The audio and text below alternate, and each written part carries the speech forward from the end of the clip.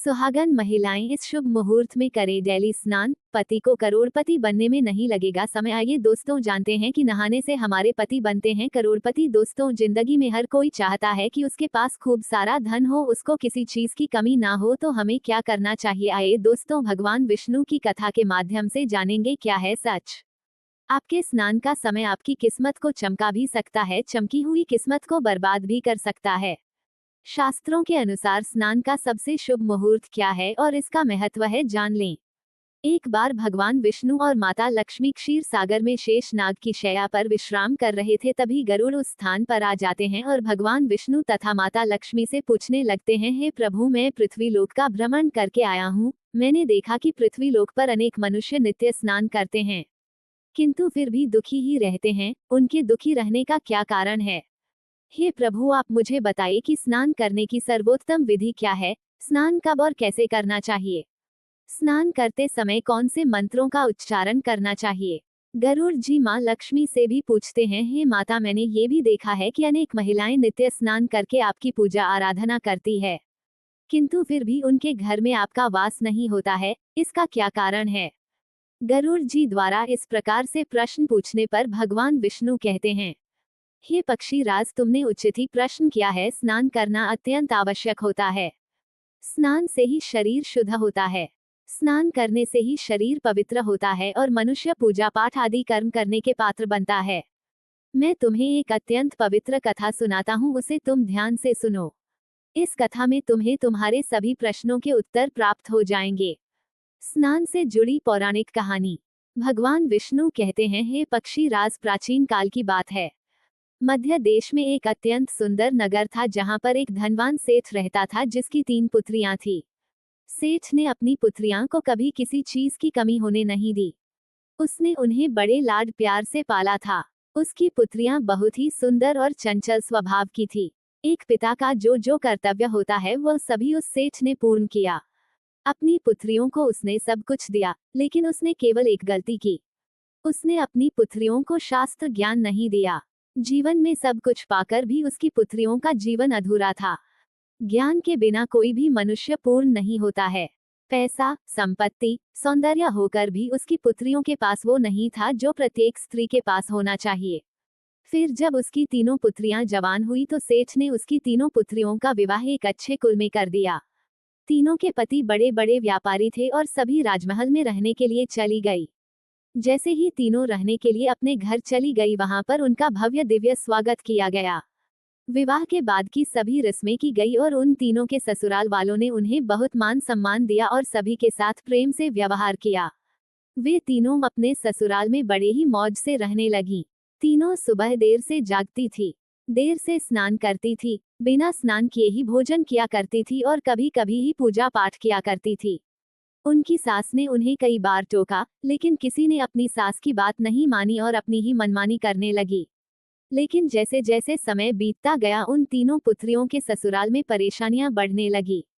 तीनों के पतियों को व्यापार में आर्थिक नुकसान होने लगा और धीरे धीरे उनका सारा व्यापार डूबने लगा। दूसरों से कर्ज लेकर वे अपने व्यापार को चलाने लगे, लेकिन फिर भी उन्हें घाटे का ही सामना करना पड़ा, जिससे घर में क्लेश होने लगा। बार बार लड़ाई झगड़े होने लगे। जब से ये तीनों उन घरों में रहने के लिए चली गई थी, तभी से उनके घर में संकट आने शुरू हो गए थे। उन तीनों बहनों के ससुराल में पैसे की इतनी तंगी हुई कि उन्हें अपना घर बार सब कुछ बेचना पड़ा।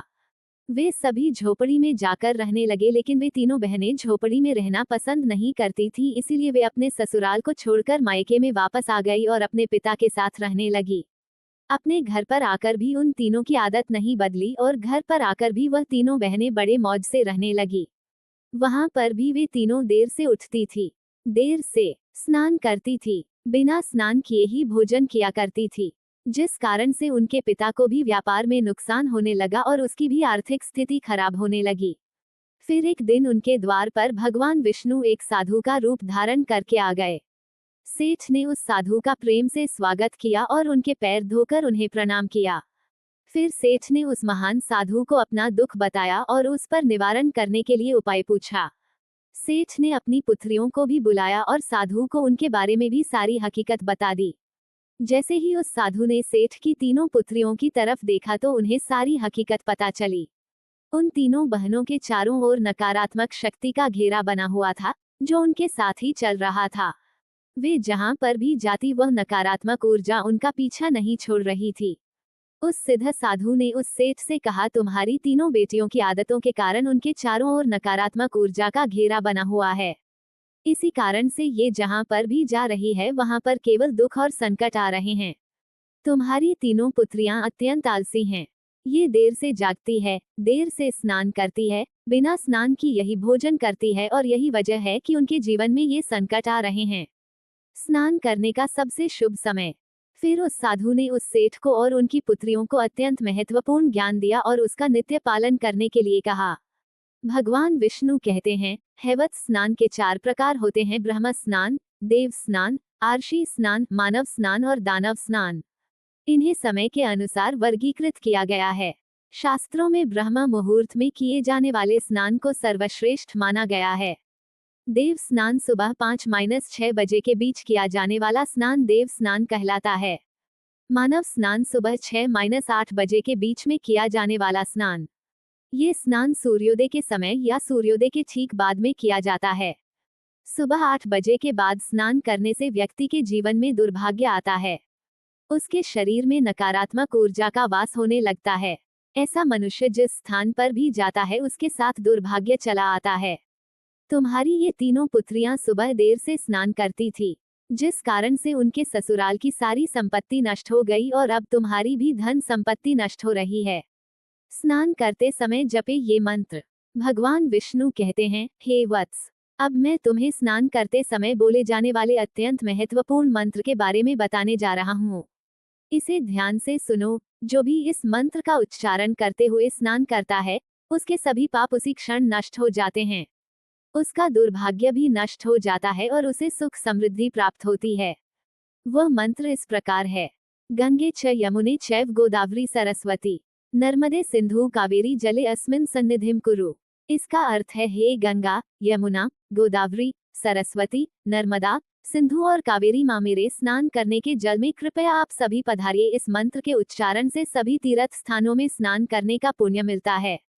इस प्रकार से भगवान विष्णु ने उस सेठ को स्नान का महत्व बताया।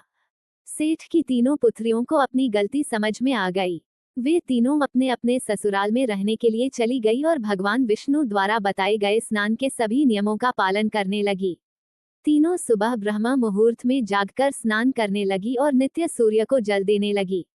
सुबह नित्य स्नान करने से उनका शरीर पवित्र हो गया और वह नकारात्मक ऊर्जा भी पूरी तरह से नष्ट हो गई।